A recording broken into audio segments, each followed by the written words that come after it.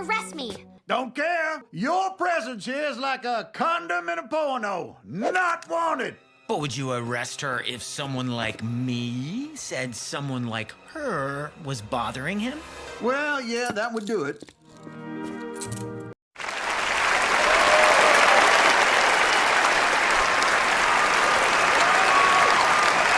You failed, Velma! Hello everyone, and in this video I am going to be reviewing the show Velma as a whole. I've already reviewed each individual episode and I definitely hope this is my last video on Velma. But before I start this video, a quick word from our sponsors.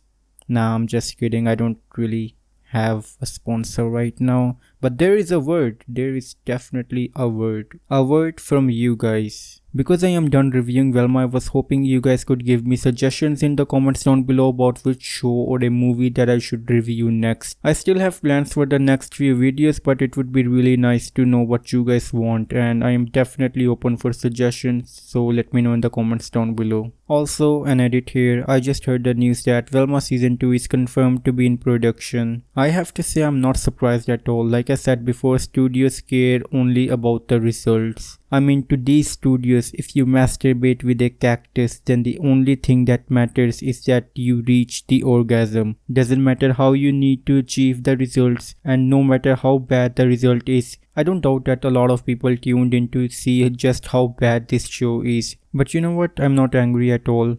I'm actually kind of happy because sometimes it just feels great to sit on your lawn eating popcorn while watching a literal shitstorm. With that said, let's get into this review. So the first thing that I want to start with is the story. If you ignore, and it's asking a lot, but if you can muster enough strength and manage to ignore the politics and the bad characters and ask yourself, how do you feel about the story? The answer to that question was, at least for me, was that the story felt less than mediocre. The genre of this show is adult animation, comedy and mystery. I think it fails at all three of them spectacularly. I think it can just barely passes an adult animation by throwing some nudity and blood and violence, and I think that they only did it to be like really quirky and come off as mature, and then they turned this whole thing into a meta joke about how quirky and mature their show is, which really just sounds absolutely terrible. Which brings me to the second category, the comedy part, and now I know that comedy is subjective and there were at least 2 or 3 times when I actually laughed while watching this show, but if it's like a 10 episodes show and makes me laugh only 2 or 3 times, then it's probably not a good track record. Maybe this show made you laugh more often. If so, then great, your experience was probably better than mine. But like I said, comedy is subjective. Now let's talk about my favorite category, the mystery one. Now, even though I have watched the entire show, I cannot recall any clues that the show had left as to who the serial killer is. Now, I'm a human being and I can miss things,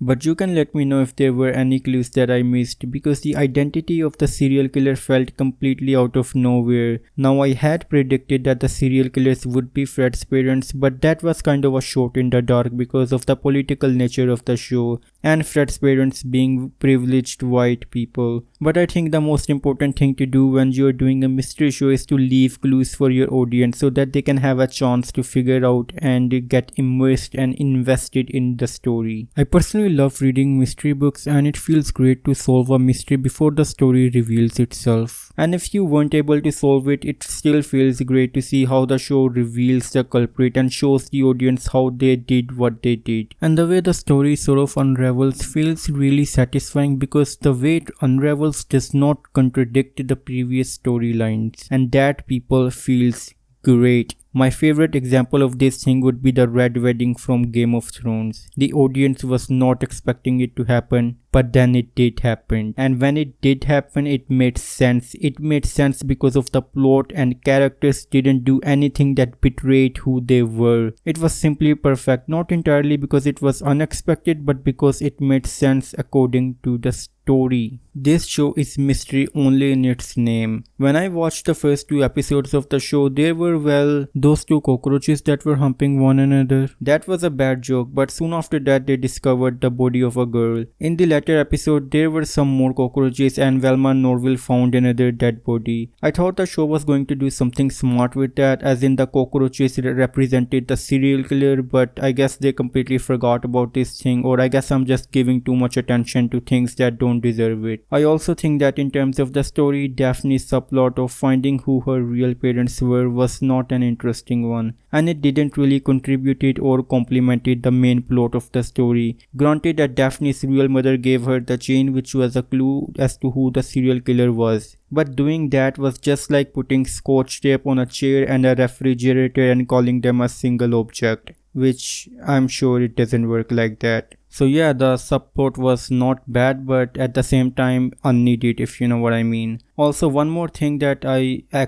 this time a lot of people have mentioned this before, that I liked about the show was the art. I think the animation was subpar. I am talking more about the background art and the general lighting of the show. I'm an artist myself, I love to draw, and I definitely appreciated the beautiful textures and the trees and the dotted textures they used on the school locker boxes. So yeah, that's the one thing that I really liked about this show, the lighting and the textures and the background, they were really good. Now let's talk about the characters. The biggest and the most obvious thing that you'll notice about the characters is that they are race swap. I'm not going to dive too much into this topic in this video right now, because literally my next video is all about that one topic alone, which is definitely a controversial topic, but I will be as level-headed as I can be when I talk about this topic, so look forward to that. Moving on from the race part, let's talk about the characters individually. Let's talk about Norville. I mean, who is Norville? He isn't Shaggy, that's for sure. Let's move on.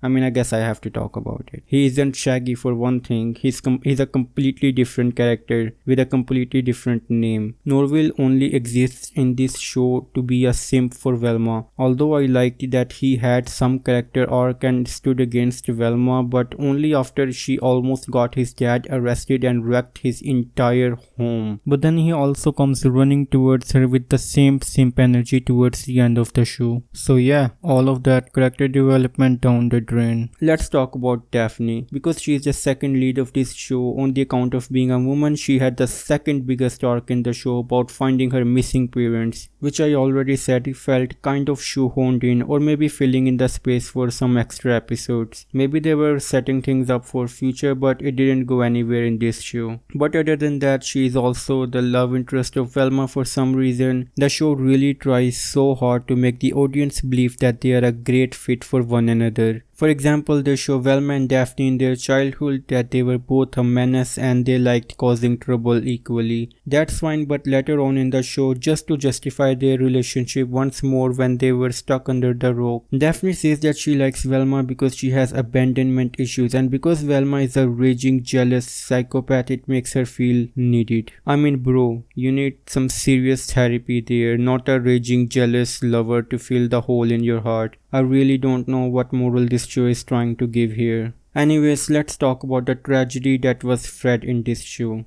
My heart breaks for him. My king didn't deserve this. The only thing he did wrong in this show was that he was rich and he was white. God bless his ignorant, tiny pee-pee soul. I've said these things before, so I'm sorry for repeating this once more. But I feel like it needs to be said enough. That my man Fred got shot in both of his legs, got arrested, then humiliated in front of the entire town, and then thrown into prison, all because of Velma. And his reaction to all of that humiliation is to fall in love with Velma. So Fred later on in the episode adopts the same role as Norville. Fred upgrades from level 1 rich white guy to level 3 simp. Then he becomes level 5 simp when he thanks Velma for letting him know his white privilege. So that's Fred's character development, from level 1 rich white guy with tiny PP to level 5 simp with also a tiny PP. Unfortunately, being a simp does not make your PP grow. I mean, if it did, I would be Omega level 80 simp. Okay, I saved the best for the last. Let's talk about Mindy Kaling.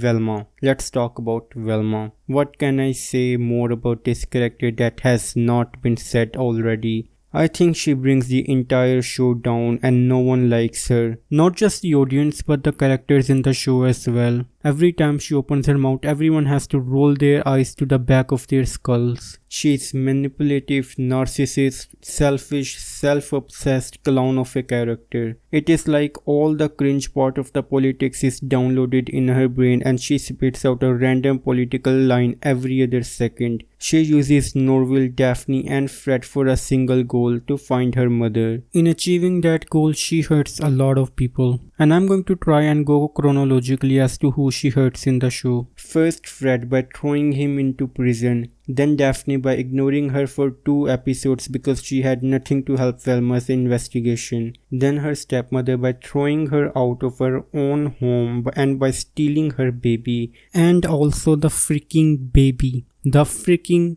baby that she stole from her stepmother and not care for it. By letting it cry and not taking care of it and letting other people take care of it for her. And then Norville after she accuses his father of being a serial killer and got his entire house wrecked. Now you guys must be wondering, that's a lot of damage, and I sure hope that the writers have enough flex tape to fix it towards the end of the show. But unfortunately, the show writers did not believe in the power of the flex tape, and Velma remains a consistently bad character. The most character development I've seen in her is that she realizes that Norville has been a good simp, a good friend to her. That's about it. She is still the same insufferable character that she was when this show started. Oh yeah, and that scene of her twerking while covered in Fred's dead mother's blood. There was nothing inside me alive to die after seeing that. I was completely dead. Just a human-shaped husk of a shell watching with holes where eyes should be. Also, I have to mention that the political nature of this show, if we can say that this show is a little biased towards white men, that would be an understatement. I think Mindy Kaling did this ridiculous show to get some clout, because before this no one really cared about her, and now apparently she has more jobs than ever and getting a second season of Velma. As Darwin once said, humanity is evolving, just backwards. So my verdict for this show would be is that if you ignore the politics, then it's a really below average show with characters having questionable morals. And if you don't ignore the politics, then it's a really below average show with crap all over it. Anyways, that's all I have for now, and I hope this is my last video in Velma for a long time, at least until the second season. And again, I'm really looking forward to your suggestions about a show or a movie that you would like me to review next. Let me know in the comments down below, and for now, it's a goodbye.